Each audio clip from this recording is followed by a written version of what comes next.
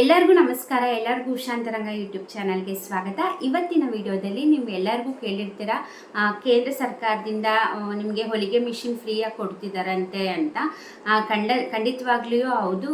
ಕೇಂದ್ರ ಸರ್ಕಾರದ ಅಂದರೆ ಮೋದಿ ಸರ್ಕಾರದಿಂದ ಫ್ರೀಯಾಗಿ ಏನಂದರೆ ಟೈಲರಿಂಗ್ ಮಿಷಿನ್ ಕೊಡ್ತಾ ಇಲ್ಲ, ಬಟ್ ಟೈಲರಿಂಗ್ ಮಿಷಿನ್ ತೊಗೊಳಕ್ಕೆ ನಿಮಗೆ ಹಣನ ಕೊಡ್ತಾ ಇದ್ದಾರೆ. ಬಟ್ ಇದು ಪ್ರಧಾನಮಂತ್ರಿ ವಿಶ್ವಕರ್ಮ ಯೋಜನೆ ಅಂದ್ಬಿಟ್ಟು ಈ ಯೋಜನೆ ಅಡಿಲಿ ಕೊಡುವಂಥದ್ದು. ಬಟ್ ಅದು ಟೈಲರಿಂಗ್ ಒಂದೇ ಅಂತಲ್ಲ, 18 ಥರವಾದ ನೀವು 18 ಥರದಲ್ಲಿ ನೀವು ಯಾವ್ದಾರ ಒಂದು ಕೆಲಸ ಮಾಡ್ತೀರಾ ಅಂತಂದರೆ ನಿಮಗೆ ಅದಕ್ಕೆ ಸಹಾಯ ಆಗಲಿ ಅಂದ್ಬಿಟ್ಟು ನಿಮಗೆ 15,000 ರೂಪಾಯಿನ ಕೊಡ್ತಾರೆ.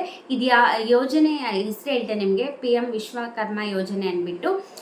ಇದು ಯೋಜನೆ ಯಾರೆಲ್ಲ ಅಪ್ಲೈ ಮಾಡ್ಬೋದು, ಹಾಗೆ ಇದು ಕಂಡೀಷನ್ಸ್ ಏನು, ಏನು ಬೆನಿಫಿಟ್, ಇದು ಎಷ್ಟು ಸಾಲ, ಇದು 15,000 ರೂಪಾಯಿ ಫ್ರೀಯಾಗಿ ಕೊಡೋದಲ್ದಲೆ ನಿಮಗೆ 3 ಲಕ್ಷ ನಿಮಗೆ ಸಾಲ ಕೂಡ ಕೊಡ್ತಾರೆ. ಅದು ಹೇಗೆ ತೊಗೊಳ್ಳೋದು, ಎಲ್ಲ ಅಪ್ಲೈ ಮಾಡಬೇಕು, ಏನೆಲ್ಲ ಡಾಕ್ಯುಮೆಂಟ್ಸ್ ಕೊಡಬೇಕು, ಪ್ರತಿಯೊಂದನ್ನು ಕೂಡ ನಾನು ಈ ವಿಡಿಯೋದಲ್ಲಿ ತಿಳಿಸ್ಕೊಡ್ತೀನಿ. ವಿಡಿಯೋನ ಸ್ಕಿಪ್ ಮಾಡ್ದಲೆ ಬಿಗಿನಿಂಗಿಂದ ಎಂಡ್ವರೆಗೂ ಪೂರ್ತಿಯಾಗಿ ವಿಡಿಯೋ ನೋಡಿ. ವಿಡಿಯೋ ಸ್ಟಾರ್ಟ್ ಮಾಡೋಕ್ಕೆ ಮುಂಚೆ ಯಾರೆಲ್ಲ ಫಸ್ಟ್ ಟೈಮ್ ಚಾನಲ್ ನೋಡ್ತಾ ಇದ್ದೀರಾ, ನನ್ನ ಹೆಸರು ಉಷಾ ಅಂತ. ಉಷಾಂತರಂಗ ಯೂಟ್ಯೂಬ್ ಚಾನಲ್ನ ಸಬ್ಸ್ಕ್ರೈಬ್ ಮಾಡ್ಕೊಳ್ಳಿ, ಹಾಗೆ ಪಕ್ಕದಲ್ಲಿರೋ ಬೆಲ್ಲೈಕನ್ನ ಕ್ಲಿಕ್ ಮಾಡಿ. ನಿಮಗೆ ಯಾವುದೇ ಹೊಸ ವೀಡಿಯೋ ಹಾಕಿದ ಕೂಡಲೇ ನೋಟಿಫಿಕೇಷನ್ ಬರುತ್ತೆ, ವಿಡಿಯೋನ ಮಿಸ್ ಮಾಡ್ದಲೇ ನೋಡ್ಬೋದು. ಬನ್ನಿ ವಿಡಿಯೋನ ಸ್ಟಾರ್ಟ್ ಮಾಡೋಣ. ಇದು ಕೇಂದ್ರ ಸರ್ಕಾರದ ಯೋಜನೆ, PM ವಿಶ್ವಕರ್ಮ ಯೋಜನೆ. ಇದು ಸ್ಟಾರ್ಟ್ ಆಗಿರೋದು ರೀಸೆಂಟ್ ಆಗಲ್ಲ, ನಿಮಗೆ ಸೆಪ್ಟೆಂಬರ್ 17ನೇ ತಾರೀಕಿಗೆ ಈ ಯೋಜನೆ ಸ್ಟಾರ್ಟ್ ಆಗಿರೋದು.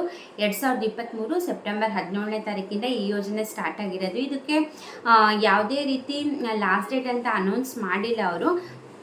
ಇದು ಏನಪ್ಪ ಅಂತಂದರೆ, ಈ ಯೋಜನೆಗೆ ನೀವು ಅಪ್ಲೈ ಮಾಡಿದರೆ ನಿಮಗೆ 15,000 ರೂಪಾಯಿನ ಕೊಡ್ತಾರೆ. ಅದು ಅಲ್ಲದೆ ನೀವು ಅದೇನಾರ ಇನ್ನೂ ಬಿಸ್ನೆಸ್ ಅದನ್ನ ಎಕ್ಸ್ಟೆಂಡ್ ಮಾಡಬೇಕು ಅಂತಂದರೆ ಅದಕ್ಕೆ 3 ಲಕ್ಷ ಸಾಲ ಕೂಡ ಕೊಡ್ತಾರೆ. ಈ ಸಾಲದ ದುಡ್ಡು ಏನಿದೆ ಇದಕ್ಕೆ ಸಬ್ಸಿಡಿ ಆ ಥರ ಇದೇನಿರೋದಿಲ್ಲ. ನೀವು 3 ಲಕ್ಷ ತೊಗೊಂಡ್ರೆ ನೀವು 3 ಲಕ್ಷ ಕೂಡ ನೀವು ಫುಲ್ ತೀರಿಸಬೇಕಾಗತ್ತೆ. ಬನ್ನಿ ಇವಾಗ ಇದಕ್ಕೆ ಏನೆಲ್ಲ ಡಾಕ್ಯುಮೆಂಟ್ಸ್ ಕೊಡಬೇಕು ಅಂತ ಹೇಳ್ತೀನಿ. ಈ ಯೋಜನೆಗೆ ನೀವು ಅಪ್ಲೈ ಮಾಡೋಕ್ಕೆ ಏನೆಲ್ಲ ಡಾಕ್ಯುಮೆಂಟ್ಸ್ ಬೇಕು ಅಂತಂದರೆ, ನಿಮ್ಮ ಆಧಾರ್ ಕಾರ್ಡ್ ಬೇಕು, ನಿಮ್ಮ ಇನ್ಕಮ್ ಸರ್ಟಿಫಿಕೇಟ್ ಕೊಡಬೇಕು, ನಿಮ್ಮ ಕ್ಯಾಸ್ಟ್ ಸರ್ಟಿಫಿಕೇಟ್ ಕೊಡಬೇಕು, ಹಾಗೆ ಯಾರು ಅಪ್ಲೈ ಮಾಡ್ತೀರಾ ಅವ್ರದ್ದು ಒಂದು ಪಾಸ್ಪೋರ್ಟ್ ಸೈಜ್ ಫೋಟೋ, ಹಾಗೆ ನಿಮ್ಮದು ಬ್ಯಾಂಕಿಂದು ಪಾಸ್ಬುಕ್ ಇರುತ್ತಲ್ಲ ಫಸ್ಟ್ ಪೇಜ್ ಜೆರಾಕ್ಸ್ ಕೊಡಬೇಕು.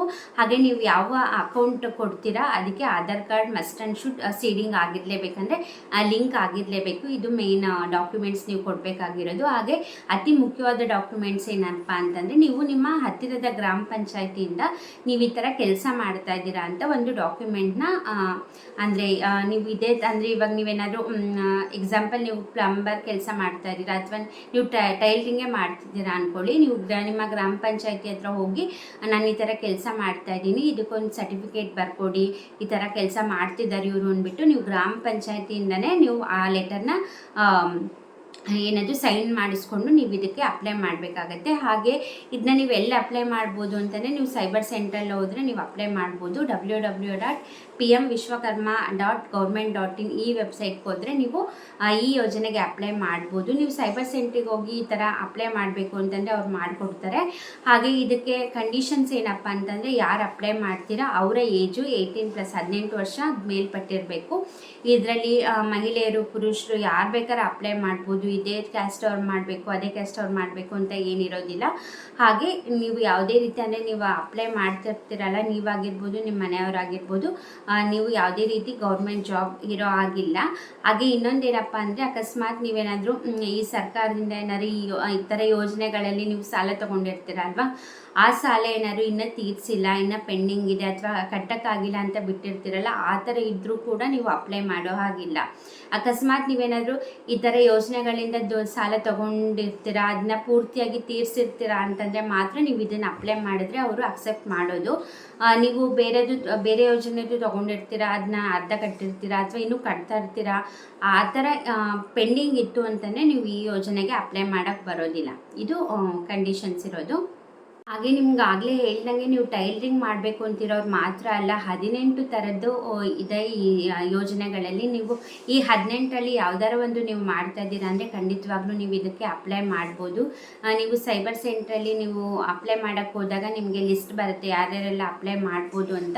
ಅಥವಾ ನನ್ನ ಹಳೆ ವೀಡಿಯೋಸಲ್ಲಿ ನಾನು ನಿಮಗೆ ಇದ್ರ ಬಗ್ಗೆ ಕೂಡ ಡೀಟೇಲಾಗಿ ಹೇಳಿದ್ದೆ. ಅಂದರೆ ನೀವು ಯಾವ್ಯಾವ ಕೆಲಸ ಮಾಡ್ತಾ ಇದ್ದೀರಾ ಅಂತಂದರೆ ನೀವು ಈ ಯೋಜನೆಯ ಲಾಭ ಪಡ್ಕೋಬೋದು ಅಂತ. ನೀವು ಆ ವಿಡಿಯೋದಲ್ಲಿ ನೋಡಿದ್ರು ಕೂಡ ಗೊತ್ತಾಗುತ್ತೆ. ತುಂಬ ಥರ ಇದೆ. ನೀವು ಹೂ ಬಿಸ್ನೆಸ್ ಅಂದರೆ ಹೂ ವ್ಯಾಪಾರ ಮಾಡ್ತಿರ್ತೀರಾ, ಪ್ಲಂಬರ್ ಆಗಿರ್ಬೋದು, ಕಾರ್ಪೆಂಟ್ರ್ ಆಗಿರ್ಬೋದು, ಅಥವಾ ಟೈಲರಿಂಗ್ ಕೆಲಸ ಮಾಡ್ತಿರ್ತೀರಾ. ಲಿಸ್ಟಿಗೆ ಹೇಳಿದ್ದೀನಿ ನಿಮಗೆ ಯಾರ್ಯಾರು ಅಪ್ಲೈ ಮಾಡ್ಬೋದು ಅಂತ.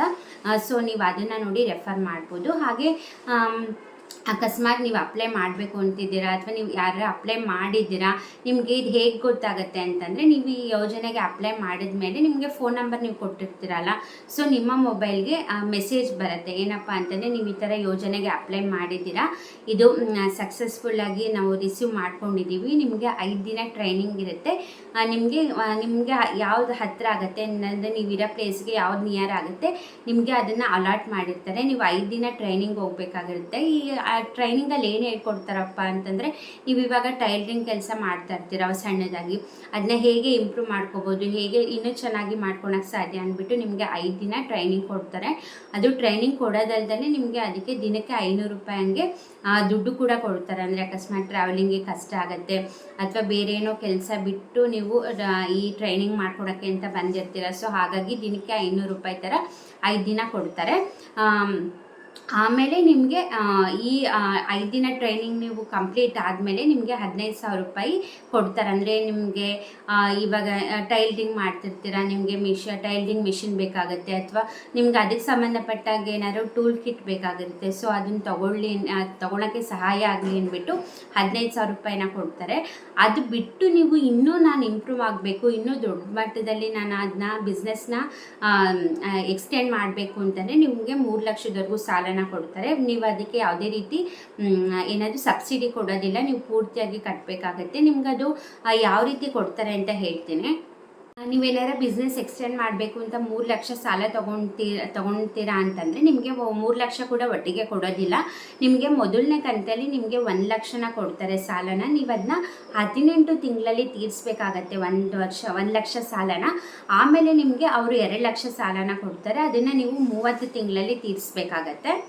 ಹಾಗೆಯೇ ಇದಕ್ಕೆ ಬಡ್ಡಿ ಬಂದುಬಿಟ್ಟು 5% ಬಡ್ಡಿ ಇರುತ್ತೆ. ನೀವು ಆ ಲೆಕ್ಕದಲ್ಲಿ ನೀವು ತೀರಿಸ್ಬೇಕಾಗತ್ತೆ. ಅಂದರೆ 3 ಲಕ್ಷನೂ ಕಂತಲ್ಲಿ ಕೊಡ್ತಾರೆ, ನೀವು ಅಷ್ಟನ್ನು ಕೂಡ ತೀರಿಸ್ಬೇಕಾಗತ್ತೆ ಪೂರ್ತಿಯಾಗಿ. ಹಾಗೆ ನಿಮಗೆ ಟ್ರೈನಿಂಗ್ ಕೊಡ್ತಾರೆ ಅಂತ ಹೇಳಿದ್ನಲ್ಲ, ನೀವು 5 ದಿನನೂ ಪೂರ್ತಿ ಟ್ರೈನಿಂಗ್ ಮಾಡಿದ್ಮೇಲೆ ನಿಮಗೆ ಒಂದು ಸರ್ಟಿಫಿಕೇಟ್ ಕೂಡ ಕೊಡ್ತಾರೆ. ಅಂದರೆ ನಿಮಗೆ ಇವಾಗ ಗೌರ್ಮೆಂಟಿಂದ ಈ ಯೋಜನೆಯಲ್ಲಿ ಇವರು ಟ್ರೈನಿಂಗ್ ತೊಗೊಂಡಿದ್ದಾರೆ ಅಂತ ನಿಮ್ಮ ಹೆಸರು ಅದೆಲ್ಲ ಹಾಕಿ ಸರ್ಟಿಫಿಕೇಟ್ ಕೂಡ ಕೊಡ್ತಾರೆ. ಇದು ಕೂಡ ತುಂಬಾ ಇಂಪಾರ್ಟೆಂಟ್ ಆಗುತ್ತೆ ನಿಮಗೆ ಫ್ಯೂಚರಲ್ಲಿ, ಇದು ಕೂಡ ಯೂಸ್ ಆಗುತ್ತೆ. ಹಾಗೆ ಒಂದು ID ಕಾರ್ಡ್ ಕೂಡ ಕೊಡ್ತಾರೆ.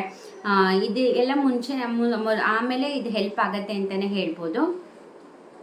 ನಿಮಗೆ ನಾನು ಹೇಳಿದೆ ಆಗಲೇ, ನೀವೆಲ್ಲ ಡಾಕ್ಯುಮೆಂಟ್ಸ್ ಕೊಡಬೇಕಂದ್ರೆ ನೀವು ಏನು ಕೆಲಸ ಮಾಡ್ತಿದ್ದೀರಾ ಅಂತ ಗ್ರಾಮ ಪಂಚಾಯತಿಲಿ ಸರ್ಟಿಫಿಕೇಟ್ನ ತೊಗೊಂಡು ಅಪ್ಲೈ ಮಾಡಬೇಕು ಅಂತ. ಸೊ ಹಾಗಾಗಿ ಇದು ತುಂಬಾ ಇಂಪಾರ್ಟೆಂಟು. ನೀವು ಎಲ್ಲೋ ಒಂದು ಕಡೆ ಬರೆಸ್ಕೊಂಡು ಹೋಗಿ ಸರ್ಟಿಫಿಕೇಟ್ನ ನೀವು ಡಾಕ್ಯುಮೆಂಟ್ಸ್ ಜೊತೆ ಅದನ್ನ ಸಬ್ಮಿಟ್ ಮಾಡಿ ನೀವು ಅಪ್ಲೈ ಮಾಡಿದ್ದೀರಾ ಅಂತಂದರೆ ನಿಮಗೆ ಯಾವುದೇ ರೀತಿ ಕಾಲ್ ಬರೋದಿಲ್ಲ. ನಾನು ನಿಮ್ಗೆ ಹೇಳಿದ್ನಲ್ಲ, ಮೆಸೇಜ್ ಬರುತ್ತೆ ನಿಮಗೆ, ಈ ಥರ ನೀವು ಈ ಯೋಜನೆಗೆ ಅಪ್ಲೈ ಮಾಡಿದ್ರಿ, ನೀವು ಬರಬೇಕು ಟ್ರೈನಿಂಗಿಗೆ ಅಂದ್ಬಿಟ್ಟು. ನಿಮ್ದೇನಾದರೂ ಡಾಕ್ಯುಮೆಂಟ್ಸು ನೀವು ತಪ್ಪು ಕೊಟ್ಟಿದ್ದೀರಾ, ಸುಳ್ಳು ಕೊಟ್ಟಿದ್ದೀರಾ, ಅಥವಾ ಇವಾಗ ಏನೋ ಒಂದು ಕೆಲಸ ಮಾಡ್ತಿದ್ದೀನಿ, ಇವಾಗ ಒಂದು ಏನೋ ಟೈಲರಿಂಗ್ ಮೆಷಿನ್ ಇಟ್ಕೊಂಡು ನಾನು ಈ ಥರ ಟೈಲರಿಂಗ್ ಮಾಡ್ತೀನಿ ಅಂತ ಸುಳ್ಳು ಹೇಳಿ ನೀವು ಆ ಥರ ದುಡ್ಡೆಲ್ಲ ತೊಗೊಳೋ ಆಗಿಲ್ಲ. ಸೊ ಹಾಗಾಗಿ ಕಂಪಲ್ಸರಿಯಾಗಿ ನಿಮಗೆ ಗ್ರಾಮ ಪಂಚಾಯತಿಲೇ ಅಲ್ಲಿಂದನೇ ಸರ್ಟಿಫಿಕೇಟ್ ತೊಗೊಂಡು ಅಪ್ಲೈ ಮಾಡಬೇಕು ಅಂತ ಇರೋದು.